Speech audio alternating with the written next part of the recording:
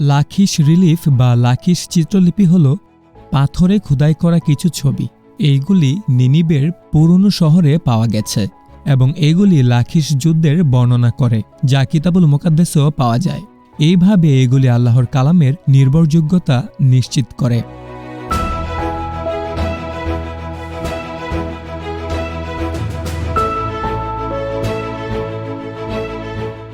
701 সালের দিকে আশুরিয়ার বাদশাহ সনহেরিব তার অঞ্চলের সম্প্রসারণের একটি উদ্যোগ শুরু করেন। তিনি ইহুদা রাজ্যে আসেন এবং লাখিশে পৌঁছানো পর্যন্ত একে একে শহরগুলো দখল করতে থাকেন। এই ঘটনাগুলি কিতাবুল মুকাদ্দাসের কয়েকটি অনুচ্ছেদেও বর্ণিত হয়েছে। ঈশাইয়া 36 রুকুর 1 ও 2 আয়াত বলে, বাদশাহ হিজকিয়ার রাজত্বে 14 বছরের সময়ে আশুরিয়ার বাদশাহ সনহেরিব ইহুদার সমস্ত দেয়াল ঘেরা শহরগুলো আক্রমণ করে সেগুলো দখল করে নিলেন। তারপর আশুরিয়ার বাদশাহ রবশাকিকে বড় একদল সৈন্য দিয়ে লাখিশ থেকে জেরুজালেমে বাদশাহ হিজকিয়ার কাছে পাঠালেন। রবশাকি গিয়ে ধূপার মাঠের রাস্তার ধারে উঁচু পুকুরের সঙ্গে লাগানো পানির সুড়ঙ্গের কাছে থামলেন। এই ঘটনাগুলি কিতাবুল মুকাদ্দাসের অন্যান্য অংশেও বর্ণনা করা হয়েছে, যেমন দ্বিতীয় বাদশাহনামা 18 অধ্যায়, দ্বিতীয় খান্দননামা 32 অধ্যায়। নিনিবে ছিল আশিরিয়ার রাজধানী, যা আধুনিক কালের ইরাকে অবস্থিত ছিল। 1845-1847 সালে নিনিভে খননের সময় প্রত্নতাত্ত্বিক A.H. লেয়ার্ড সনহেরিবের প্রাসাদটি আবিষ্কার করেন। তার প্রাসাদের একটি কক্ষের দেয়ালগুলিতে কিছু ছবি আবিষ্কৃত হয়েছিল, যা লাখিশ অবরোধের বর্ণনা দেয়। আশুরিয়ার রাজা সনহেরিব জেরুজালেম জয় করার জন্য তার অভিযানে বনি ইসরায়েলের 45টি শহর দখল করে নেয়। জেরুজালেমে পৌঁছানোর জন্য লাখিশই ছিল শেষ শহর। লাখিশ রিলিফ সেই যুদ্ধের বর্ণনা করে, যেটি আশিরিয়ার সেনাবাহিনী লাখিশ নামক বনি ইসরায়েলের সেই শহরের বিরুদ্ধে লড়াই করেছিল।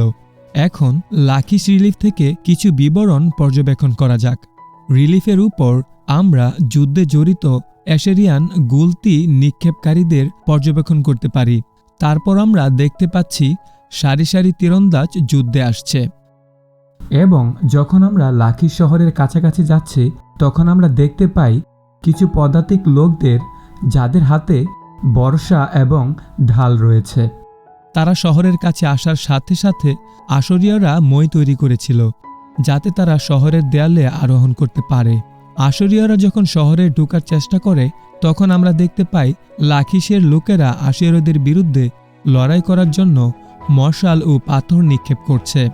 তারপর আমরা লাখিশ থেকে অন্যান্য প্রতিরক্ষাকারী এবং তীরন্দাজদের দেখতে পাই। আরেকটি জিনিস যা আমরা লাখিশ রিলিফে লক্ষ্য করি, তা হল আশুরীয় সৈনিকদের দ্বারা শুলে চড়ানো লাখিশের লোকেদের ছবি। এটি দেখায় যে আশুরীয়রা ভয় দেখানোর জন্য তাদের শত্রুদের হত্যা করত নিষ্ঠুর উপায়ে। আমরা যখন লাখিশ রিলিফের দিকে আরও তাকাই, তখন আমরা দেখতে পাই যে শহরটি দখল করা হয়েছিল এবং আশুরীয়রা লুণ্ঠন করছে।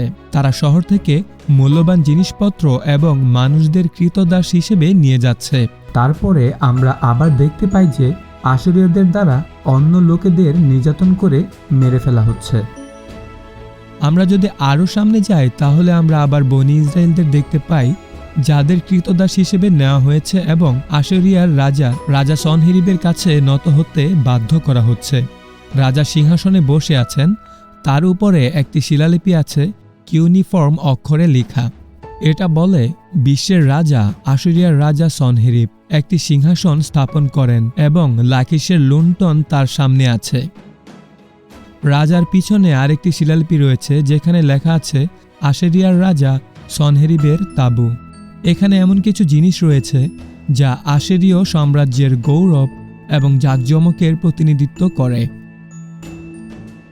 কিন্তু লাখিশ বনি ইসরায়েলের রাজধানী ছিল না, রাজধানী ছিল জেরুজালেমে। আশুরীয় সম্রাট কি জেরুজালেমকেও জয় করতে পেরেছিলেন? আমরা একটি পৃথক ভিডিওতে এই বিষয়ে আলোচনা করব। আপাতত আমাদের জন্য যা মনে রাখা গুরুত্বপূর্ণ তা হল লাখিশ রিলিফগুলি প্রাণবন্ত যুদ্ধের বিবরণ দেয়, যা কিতাবুল মুকাদ্দাসেও উল্লেখ করা হয়েছে। প্রত্নতাত্ত্বিকরা লাখিশ শহরেই খনন কার্য করেছিলেন, যেটা গুরুত্বপূর্ণ তা হল তারা আশুরীয় অবরোধের সময় ব্যবহার করা মইয়ের ধ্বংসাবশেষ আবিষ্কার করেছিল, যা আশুরীয়রা লাকিশ শহরে পৌঁছানোর জন্য তৈরি করেছিল। আজ লাকিশের রিলিফগুলি ব্রিটিশ জাদুঘরে প্রদর্শিত আছে এবং যে কেউ এটি দেখতে যেতে পারে।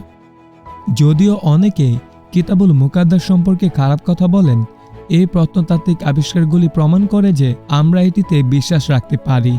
এই লাকিশের রিলিফ বা লাকিশ চিত্রলিপি আরেকটি প্রমাণ যাতে আমরা কিতাবুল মুকাদ্দাসের বর্ণিত ঘটনাগুলি বিশ্বাস করতে পারি।